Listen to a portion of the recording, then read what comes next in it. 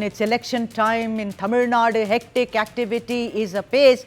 Many parties are meeting each other to stitch alliances and to formulate strategies. And this is the latest there. Tamil Nadu BJP poll strategy meet, a very crucial meet indeed. A high-level BJP meeting was held at a private star hotel in Gindi, Chennai, as the party steps up preparations for the upcoming assembly elections. The meeting was attended by BJP State President Nayanar Nagendran, BJP National Secretary Aravind Menon, Co-in-charge Sudhakar Reddy, National Executive Member K. Annamalai, and other senior leader as well. Sources are telling us that discussions focused on alliance talks, seat-sharing arrangements and preparations for Prime Minister Narendra Modi's proposed visit to Tamil Nadu in the second week of January.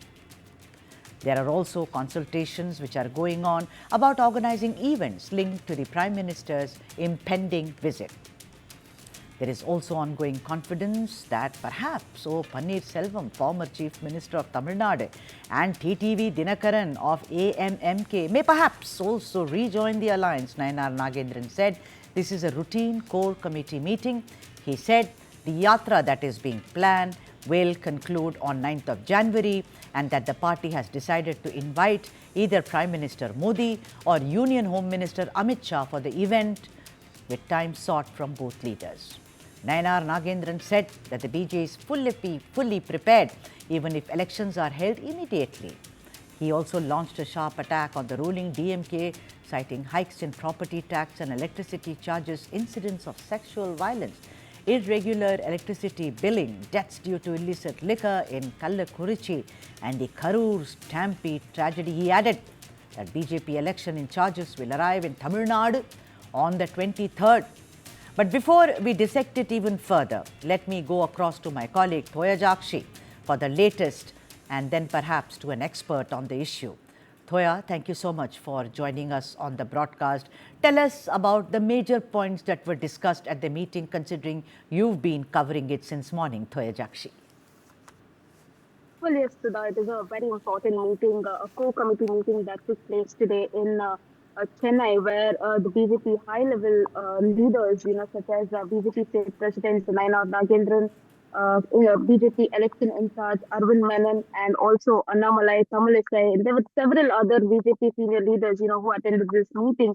Right after the meeting, Nayanar Nagendran, BJP State President, he gave a press conference, announcing that the Tamil Nadu election in charge, Piyush Goyal, is expected to visit Chennai on the December 23rd, ahead of 2026 assembly elections. It is also said that they are inviting Prime Minister Narendra Modi and Union Home Minister Amit Shah for a grand celebration, marking the completion of their election campaign yatra, which is set to conclude on January 9th. Nayanar Nagendran has also emphasized that the BJP is fully prepared for the elections, even if they were to be held immediately. He also criticized the DMK-led government handling various issues such as taxes and also, including the law and orders and tragic stampede issues which happened in Karur. Additionally, discussions were also be held within the BJP's high-level committee, focused on the upcoming 2026 Tamil Nadu legislative assembly elections, with its key leaders indicating their intention to contest from different constituencies.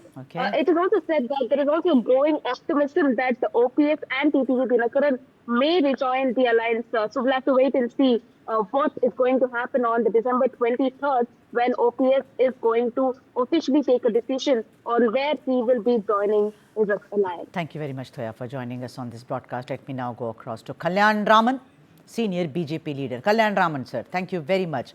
This entire news of whether OPS and TTV Dhinakaran will join back the alliance seems like a big surprise and also a shocker and also a pleasant shock, if one may say.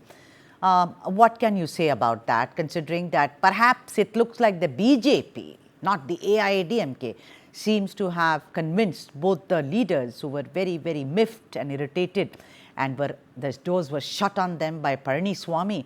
The BJP seems to have made that possible, Kalyan Raman, sir. No, as we all know, in politics, there is no permanent enemy, permanent friend. Number one. Number two, already TTV Dhinakaran and Paneerselvam, both of them were part of the alliance in the last elections in 2024 parliament.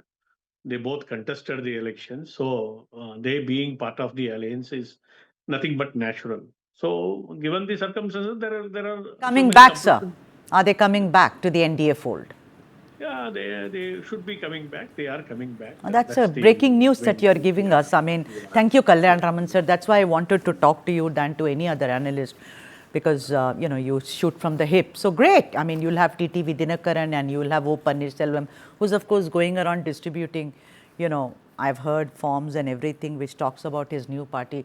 Mr. Kalyan Raman, I mean, correct me if I'm wrong. One of the major, even if you get TTV and if you get O. Pannirselvam into the NDA fold, the point of the matter is that not many alliances have been stitched up by the alliance. I'm not saying just one party, but the alliance, as it were. Let's take the example of PMK, father-son fighting. No one knows what's going on there. Today they are together, tomorrow they are enemies. But most importantly, DMDK, sir, of Premalata. Of course, she was promised the Rajya Sabha seat. That did not come to fruition. Don't you think that the alliance's focus should be on getting these smaller parties into the fold, into the NDA fold? Because they've all had a previous experience, after all. First, we have to understand one thing. Yes, sir. That I'll just quickly go back to 2014. Not many knew that I was behind bringing in PMK into the alliance at that time. So a good amount of work had been carried out by me before the alliance was originally announced at a later date, much later date. And on November 3rd, the next day of Diwali itself, in principle, it was concluded that the PMK is coming into the alliance. Till such time, it was widely believed that PMK will never come into the BJP alliance, the NDA of 2014, I'm talking about.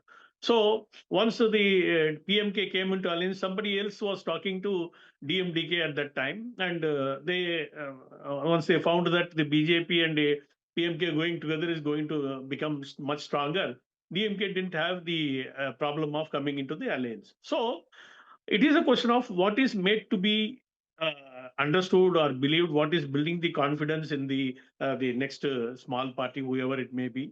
Similarly, coming into the question of TTV, he had got 5.38% vote, not 1 or 2. And subsequently, in the ensuing assembly election, he got 2.35%, which is a big chunk when it comes to alliance. If you have to look at 2016 election. Yeah.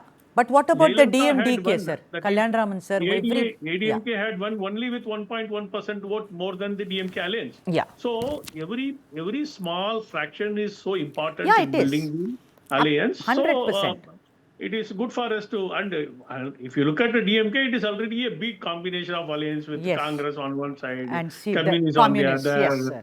So but I want to ask you, what are you expecting? Because Premalata has said that come January around Pongal, they will take a decision. But they will take a decision. They will take in favor of NDA. They will. You're sure? They will take it in. Yeah.